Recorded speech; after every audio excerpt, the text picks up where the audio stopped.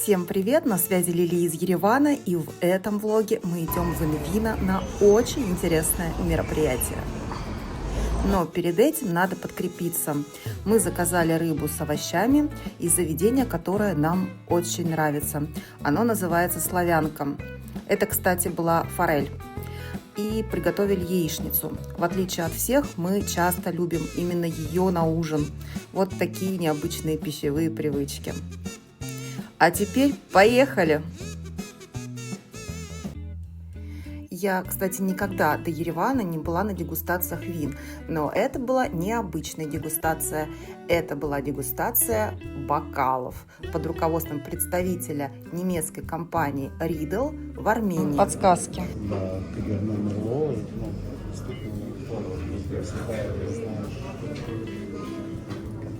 Да.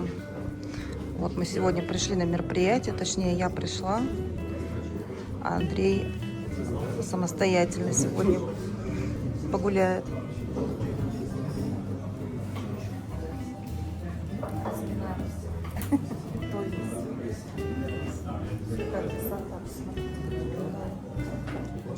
Где-то я уже, конечно, слышала, что форма бокала меняет вкус вина, но здесь можно было проверить на себе, так это или нет.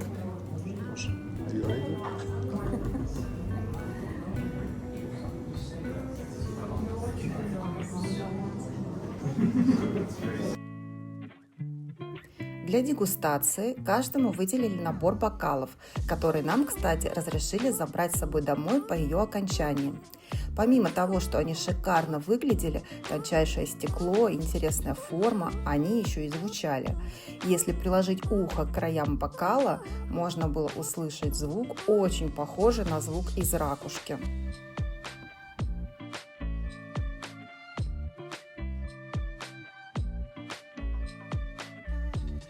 В линейке компании огромное количество разных бокалов.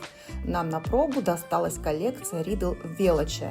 С итальянского veloce или veloce значит быстрый, то есть бокалы быстро раскрывают вкус вина.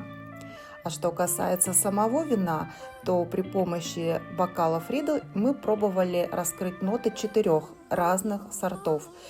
Из белых сортов это было шардоне и рислинг, из красных пино нуар и каберне савиньон. При помощи разных манипуляций было интересно узнать, как по-разному, в зависимости от формы бокала, ширины и краев, меняется эстетика вкуса.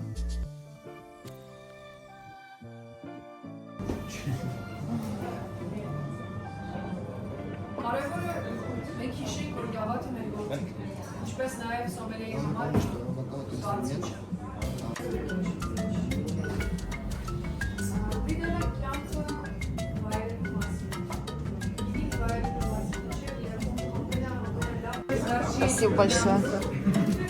И в конце вечера нам подарили бокалы, из которых мы дегустировали прекрасное вино с очень интересной историей. Вот такой вот комплимент.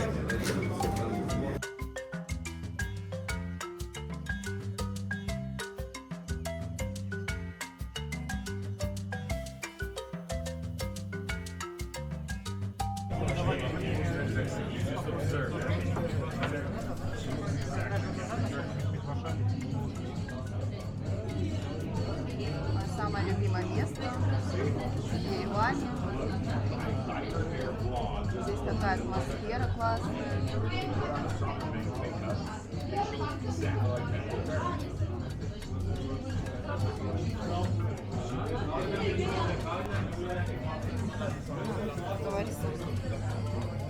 Как тебе атмосфера?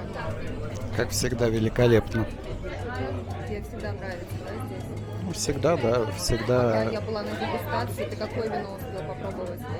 Сколько бокалов? 3 бокала. 3. 3. Да. И это было шардоне? Нет, это было 2 вида арманского вина.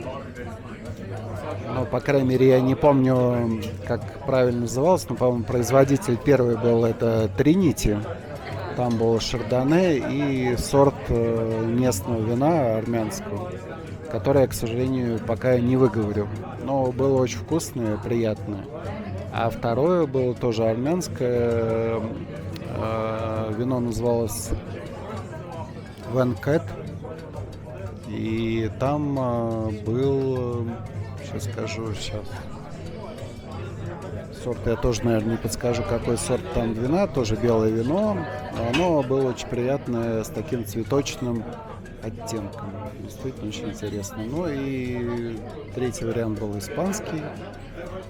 То есть сложно сказать, да, потому что первые два тоже были на самом деле великолепны. Ну и, конечно же, оливки, сыры. Все очень вкусно.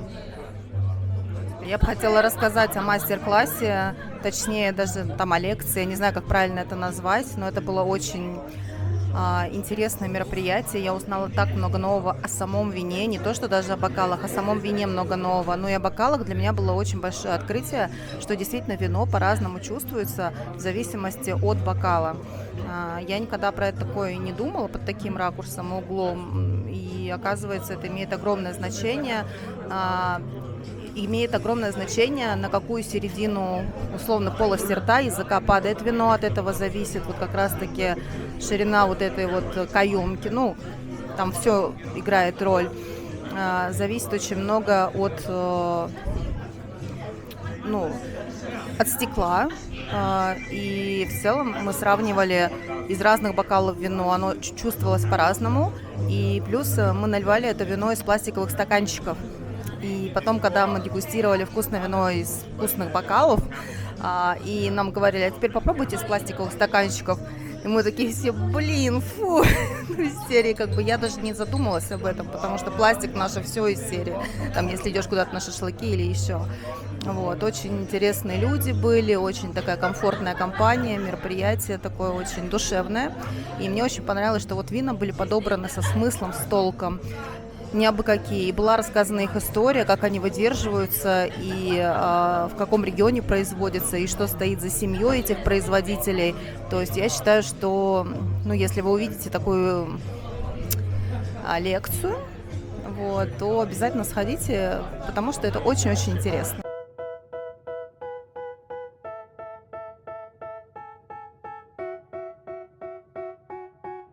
They tell me that I'm never gonna make it. They want me to do something that could make sense. They hate when I keep dreaming I'll be famous, but I don't give a fuck, I'ma keep chasing. I got all this potential that's deep inside of me, but they hate when you're successful cause they try to be. They sit there being judgmental because you're trying things, and they just want you to settle and do the right thing. So get a good job, don't slack off. Wake up every morning, make a good impression on your boss.